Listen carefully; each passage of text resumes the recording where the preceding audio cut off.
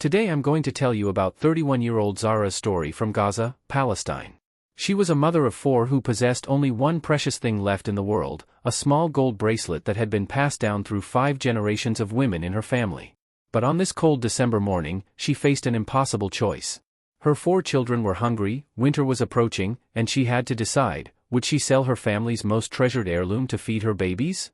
Imagine being a mother who has to choose between preserving your family's legacy and feeding your starving children. I know this might be devastating to hear, but imagine if this were your own mother facing such a heartbreaking decision. Before we continue, please subscribe to our channel so we can keep sharing these important stories from Palestine. What did Zahra decide to do with her precious gold bracelet? And how did this choice change her family forever? Stay with me until the end to find out. 31-year-old Zahra lived in the Shadi refugee camp in Gaza, Palestine, with her 4 children in a small concrete room that barely had space for all of them to sleep. Her husband, Mahmoud, had been a fisherman before the restrictions made it nearly impossible for him to work. Now he spent his days searching for any odd jobs he could find, carrying goods at the market, helping with construction, anything that might bring a few shekels home to his family. Zahra was known throughout the refugee camp as a devoted mother who would do anything for her children.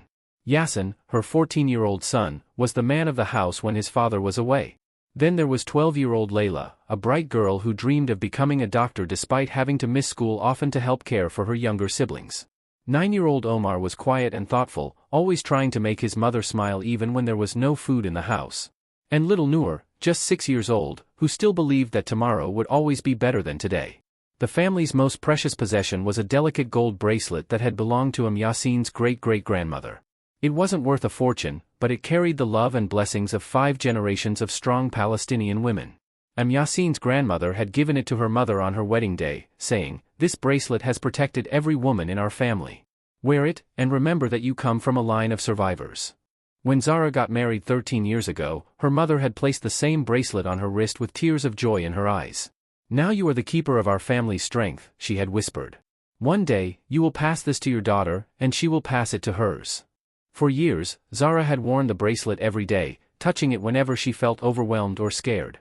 During the hardest moments of raising 4 children in such difficult circumstances, she would run her fingers over the smooth gold and remember the generations of women who had faced their own struggles while wearing this same piece of jewelry.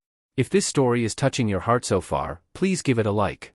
Can you imagine if your own mother had to consider selling her most precious family heirloom just to feed you? Let's continue with Yasin's incredible journey.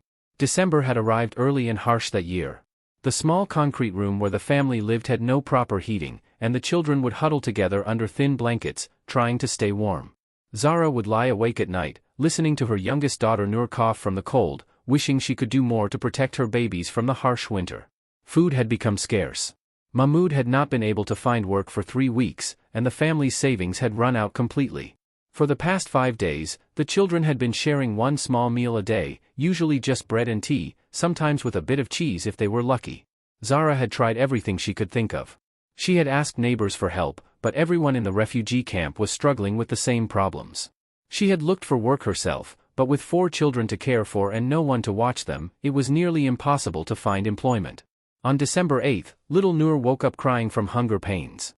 "Mama," she whispered, "my tummy hurts so much. When will we have food again?" Zahra held her youngest daughter close, feeling her own stomach cramping from hunger, but she forced herself to smile. "Soon, Habibti. Mama will figure something out." But as she looked around their tiny room, at Yasin trying to be brave while his own lips were pale from hunger, at Layla pretending to read a book to distract herself from the empty feeling in her stomach, at Omar quietly drawing pictures to keep his mind off food, Zahra knew that soon might not be soon enough. That afternoon, while the children napped fitfully on their thin mattresses, Zahra sat by the small window and stared at the gold bracelet on her wrist. The afternoon sunlight caught the metal and made it gleam softly, reminding her of all the women who had worn it before her. She could almost hear her grandmother's voice, "This bracelet has protected every woman in our family." But what good was protection if her children were starving? What good were family traditions if her babies were crying from hunger? Zahra closed her eyes and tried to imagine what her ancestors would want her to do. Would they want her to preserve a piece of jewelry while her children suffered? Or would they want her to do whatever was necessary to keep her babies alive and healthy? That evening, when Mahmoud returned home empty-handed once again, he found his wife sitting quietly in the corner, turning the bracelet around and around on her wrist. "What are you thinking about, my dear?" he asked gently, though he could see the weight of impossible decisions in her eyes. The children, she whispered. They're so hungry, and winter is getting worse.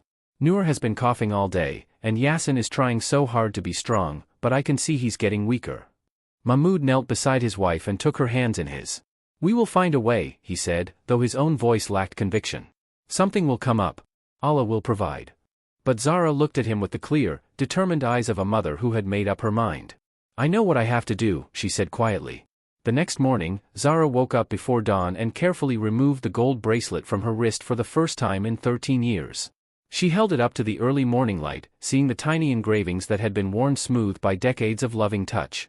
She thought about her great-great-grandmother, who had probably faced her own impossible choices during the difficult times in Palestine's history. She thought about her grandmother, who had survived displacement and loss. She thought about her mother, who had raised her own children through wars and uncertainty, and she realized that the true strength of the women in her family was not in a piece of jewelry, it was in their willingness to sacrifice everything for the people they loved. The bracelet was beautiful, but it was just a symbol. The real legacy was the love, the determination, and the fierce protection that mothers showed their children. When her children woke up that morning, Zahra was already dressed and ready to leave. Mama, where are you going? Asked Layla, always the most observant of her children. I'm going to the market, my love, Zahra said with a smile that was both sad and hopeful. And when I come back, we're going to have a feast. At the gold market in Gaza City, Zahra met with Abu Mahmoud, an elderly jeweler who had been buying and selling gold for over 40 years. When she showed him the bracelet, his experienced eyes immediately recognized its quality and craftsmanship. This is very old, he said respectfully. It has been well cared for. It must mean a great deal to you. It means everything to me, Zahra replied honestly. But my children mean more. Abu Mahmoud nodded with understanding. He had seen many desperate parents over the years, forced to sell family treasures to survive. I will give you a fair price, he promised. Enough to feed your family for several weeks and buy warm clothes for the winter. As Zahra placed the bracelet in Abu Mahmoud's weathered hands, she felt both heartbreak and relief. The weight that had been on her wrist for 13 years was gone, but the weight on her shoulders, the responsibility of keeping her children safe and fed, felt lighter somehow. When will mothers like Zahra be able to keep their family treasures instead of selling them for bread? When will children like Yasin, Layla, Omar, and Noor be able to go to sleep with full stomachs instead of empty ones? Every mother in the world should be able to pass down her heritage to her children, not sell it to keep them alive. These are not just stories, these are the daily realities of families who deserve so much better. With the money from the bracelet, Zahra went straight to the market. She bought rice, lentils, vegetables, chicken, bread, and even some sweets for the children. She purchased warm blankets and a small heater for their room. For the first time in weeks, she was able to buy medicine for little Noor's cough.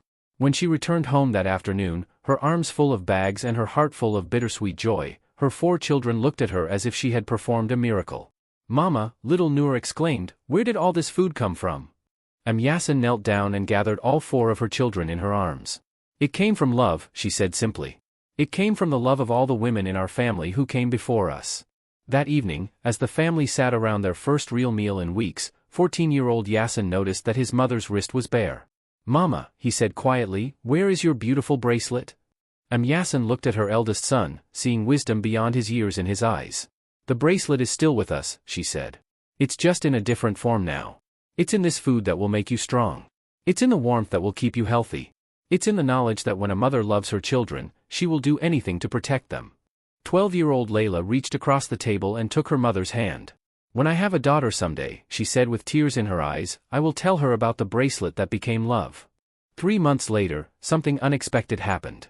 Abu Mahmoud, the jeweler, appeared at their door with a small package in his hands. Sister Yasin, he said with a gentle smile, I have been thinking about your bracelet for months. Such a piece, it should stay in the family that has cherished it for so long. Inside the package was the gold bracelet, polished and gleaming. But I don't have money to buy it back, Yasin said in confusion. You don't need money, Abu Mahmoud replied. Your story, the sacrifice you made for your children, it reminded me of my own mother, who sold her jewelry to save our family during the war of 1967. I cannot take away a mother's heritage. This belongs to you and your daughter. As Abu Mahmoud placed the bracelet back on Yasin's wrist, she felt the weight of 5 generations of strong women returning to her. But now it carried an additional meaning, it was no longer just a symbol of family tradition. It was a symbol of a mother's love, a testament to the lengths that parents will go to protect their children. That night, Yasin called 12-year-old Layla to her side. "One day, my daughter, this bracelet will be yours.